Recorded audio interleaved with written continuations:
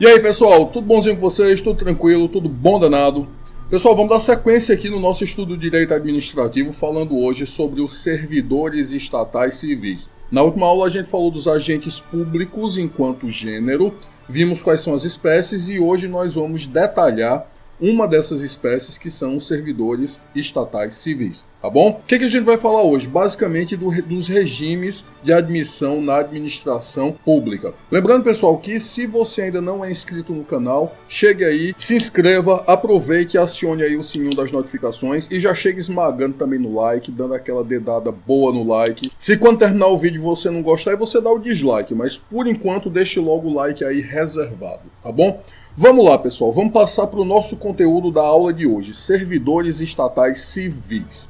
Bom, os servidores estatais civis, a gente já viu na aula passada, eles podem ser subdivididos em servidores temporários, empregados públicos e servidores estatutários. Então, temporários, empregados públicos, que a gente também vai chamar de seletistas, e servidores estatutários, que é muito comum a gente chamar só de servidores públicos. Na verdade, isso é meio equivocado, né? Porque quando a gente fala servidor público, a gente está se referindo a algo mais próximo dos servidores estatais civis, ao gênero nesse caso, né? E não a espécie servidores estatutários. Tá, mas resumindo tudo a gente pode falar em temporários, seletistas e estatutários. Pessoal, eu preparei essa tabela para vocês porque ela permite entender muito bem quem são esses camaradas, como se dá o vínculo deles, qual a disciplina legal e onde é que eles se encontram. Então vamos começar aqui pelos estatutários. Onde é que a gente vai achar os estatutários? Na administração direta, esse AD aí é de administração direta. Relembrando, o que é administração direta? A administração direta é o MEDU, município, estado, distrito federal e união e seus órgãos, e na administração direta nas autarquias e fundações públicas de direito público, tá certo? Fundações públicas de direito público. A disciplina legal dos estatutários, cada ente, cada município, cada estado membro, o Distrito Federal e a própria União, vai elaborar, cada ente irá elaborar seu próprio estatuto ou optará pela CLT, ou poderá fazer a opção pela CLT. Tá bom? Vínculo desses camaradas. O vínculo deles é legal. Por quê? Porque o vínculo está na própria lei. Se o vínculo é legal, ele também é unilateral. E por fim, como é que a gente chama esses agentes? A gente vai chamar de servidores estatutários ou apenas estatutários. Tá bom? Vamos dar sequência. Seletistas. Quem são os seletistas? Primeira coisa, a abrangência. Onde é que eles vão estar? Nas empresas estatais. Então, empresas públicas, sociedades de economia mista. Pablo, só essas duas? Não. Também temos as fundações públicas de direito privado, que vão ser análogas às empresas públicas. Então, se você quiser colocar isso bem certinho, anotar isso bem direitinho, no lugar de empresas estatais, você pode colocar até pessoas jurídicas de direito privado da administração indireta. Disciplina legal, CLT, Consolidação das Leis Trabalhistas. Vínculo deles, contratual. Se é contratual ou bilateral, você não tem como fazer um contrato com você mesmo. Só você até tenta, né? Quando você tá, sei lá, você bebeu, tá numa ressaca danada, aí você tenta fazer aquele contrato consigo próprio. Meu Deus, nunca mais eu bebo. Eu prometo que eu nunca mais eu bebo. Vou fazer um contrato comigo, nunca mais eu bebo.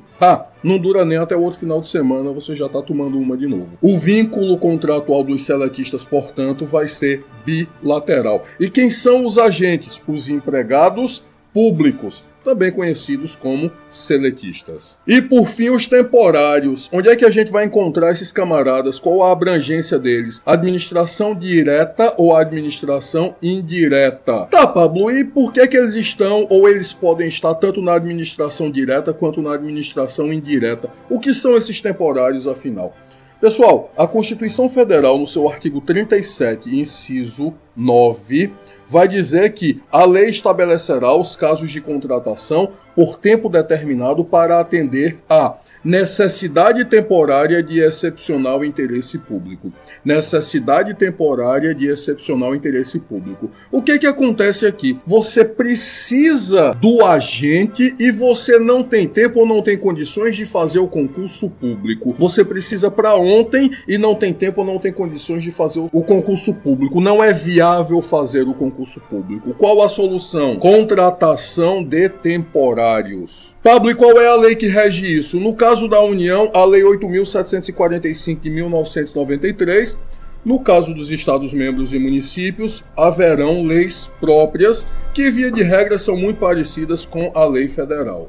Aí você olha para mim e me pergunta, mas Pablo, e o que é essa tal de necessidade temporária de excepcional interesse público? Dê um exemplo disso. Pessoal, a própria lei 8.745 vai trazer em seu artigo 2º alguns casos, algumas hipóteses, possibilidades de necessidade temporária de excepcional interesse público. Então, o artigo 2º vai dizer que assistência a situações de calamidade pública, assistência a emergências em saúde pública, realização de recenseamento e outras pesquisas de natureza estatística efetuadas pelo IBGE, admissão de professor substituto e professor visitante, admissão de professor e pesquisador visitante estrangeiro, que a gente vai ver inclusive quando estivermos falando em concurso público, que é uma exceção à regra do concurso público. Mas tudo bem, essas são as hipóteses, ou essas são algumas hipóteses. Certo. Disciplina legal, cada ente vai elaborar a sua lei, o vínculo deles é contratual bilateral. Há quem entenda que o vínculo seria legal, porque o fundamento é a própria lei, mas o que é feito na prática é, o sujeito assina o contrato. E os agentes, como nós chamamos esses agentes públicos? Servidores temporários ou apenas temporários, tá bom? Quando eu tô dando esse conteúdo em sala, sempre tem alguém que pergunta, alguém que comenta, Pablo, mas eu sei de uma prefeitura, de uma cidade, que todo ano tem seleção para temporário, ou a cada 2 anos tem seleção para temporário e nunca faz o concurso, nunca faz o concurso, nunca faz o concurso. Pois é, pessoal, eu entendo também que o gestor público, nesse caso, deveria ser responsabilizado.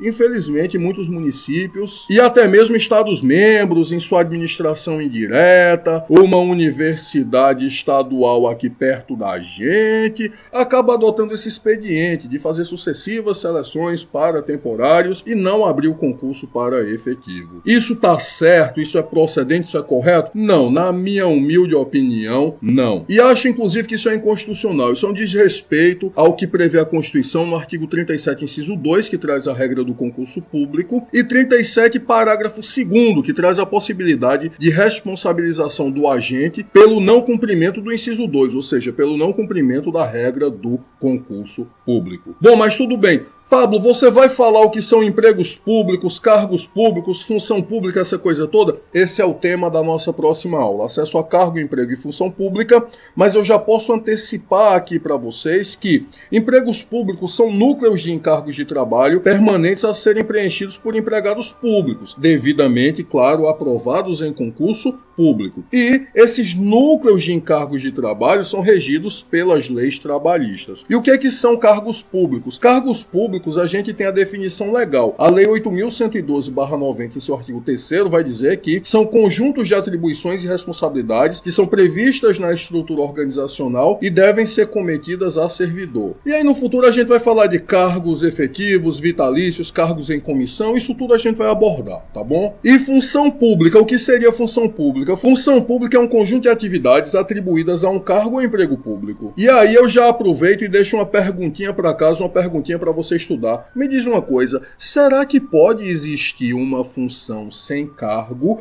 uma função pública sem cargo, nem emprego público? Estude esse negócio, descubra e me responda. Então é isso, pessoal. Vamos ficando por aqui. Eu espero sinceramente que vocês estejam gostando da aula. Quaisquer dúvidas ou sugestões, entre em contato comigo. Pode deixar o comentário aí embaixo que a gente vai respondendo na medida do possível. Beijo grande no coração de vocês e vamos arrochar o nó aí estudando direito administrativo. Bom danado.